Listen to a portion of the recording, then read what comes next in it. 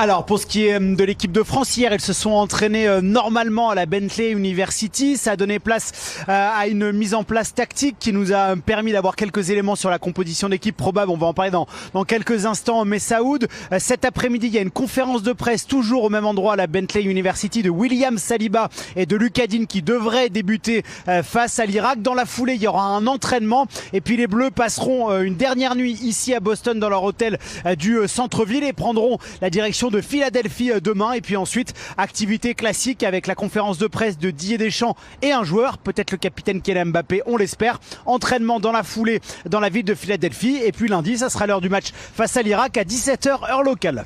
Il est 15h31 chez vous à Boston, Giovanni, on le précise. Les dernières indiscrétions sur la compo, les infos que vous pouvez nous donner, Giovanni, vous avez commencé à en parler hier. Qu'est-ce qui se dessine dans les choix de Didier Deschamps ?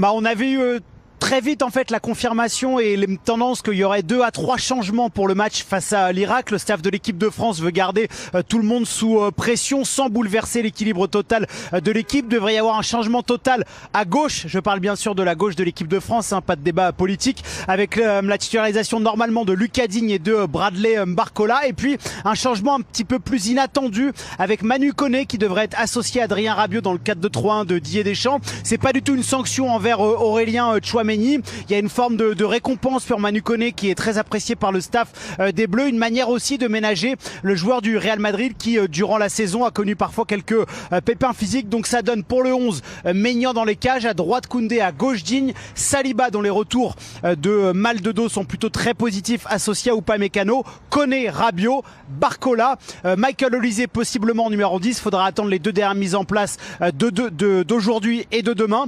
Et sur la droite de l'attaque, Ousmane Dembélé, puis devant bien sûr le capitaine Kylian Mbappé.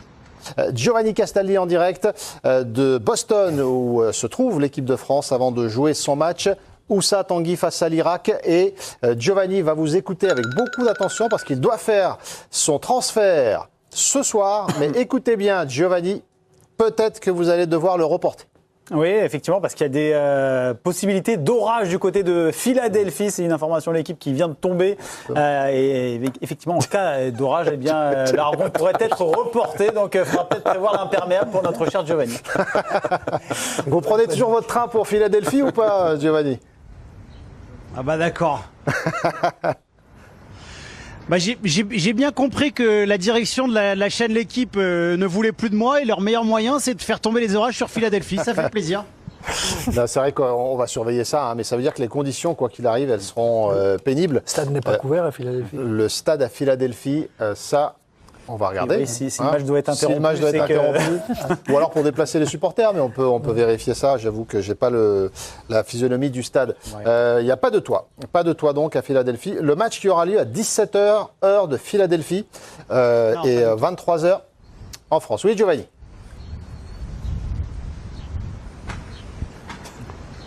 Non, pas du tout. Je vous écoutais, mais Saoud, effectivement, il n'y a pas de toit sur le stade de Philadelphie, mais vous l'avez dit. Tout va bien.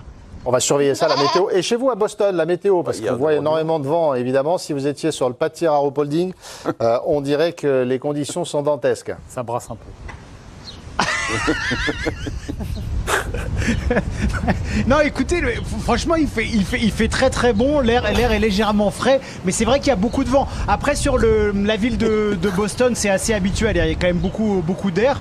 Parfois, il y a des grosses bourrasques. Et confirmation que la météo est bonne.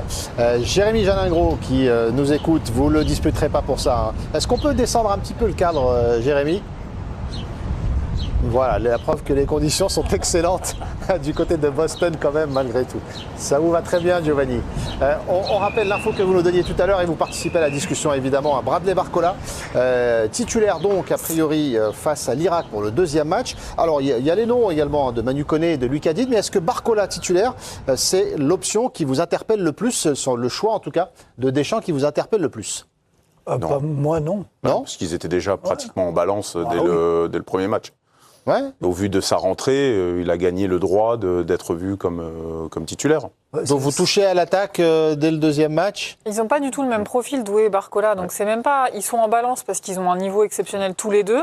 Mais c'est pas des joueurs où on se dit ils sont interchangeables. Tu choisis l'un en fonction de ce que tu attends de l'adversaire et en fonction voilà, des possibilités tactiques que tu veux avoir. Donc ça paraît logique. Ils sont habitués en club avec le PSG à être mis en balance.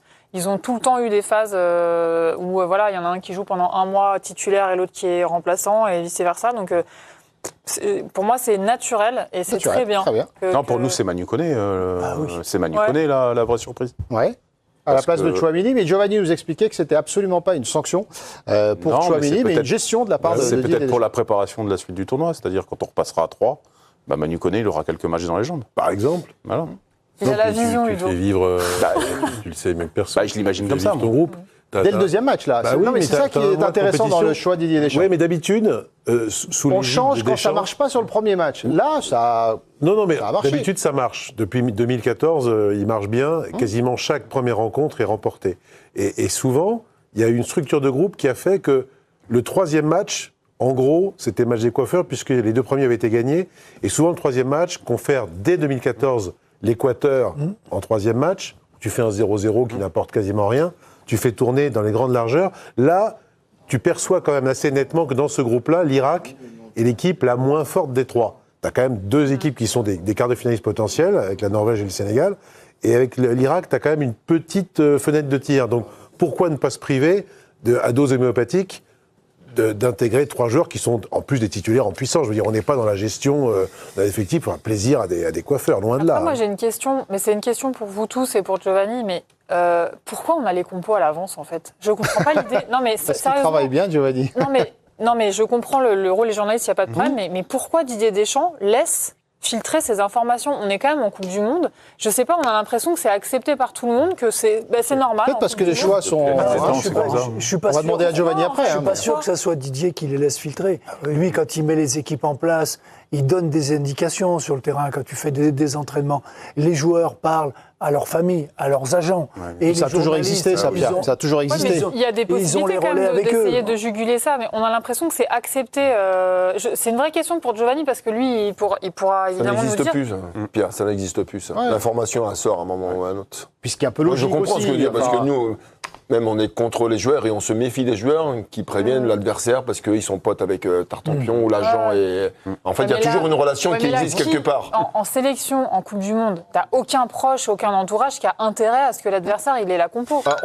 Simple réaction de Giovanni pour nos téléspectateurs, éclairés évidemment, et on ne demande pas les sources pour les informations.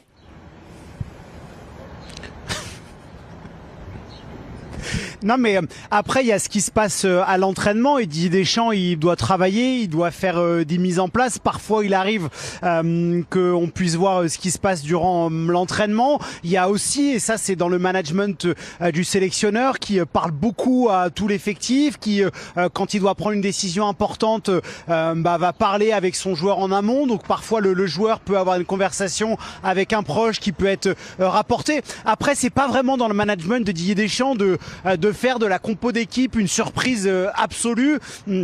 De toute façon, que ça soit Désiré Doué ou Bradley Barcola qui soit titulaire face à l'Irak, ça reste une attaque exceptionnelle. Moi, j'ai un souvenir sur les 2 ans et demi que j'ai avec l'équipe de France depuis que je la suis. Une fois, il a vraiment voulu cacher une compo. C'était face à l'Italie, la victoire à San Siro. Lors de la mise en place tactique, il avait effectué plusieurs options et du coup, personne n'avait eu la bonne compo. Je pense qu'il n'y a pas de secret, il n'y a pas de mystère. Et ça fait pas tant parler que ça en fait, puisque c'est le 11 qui est à peu près attendu.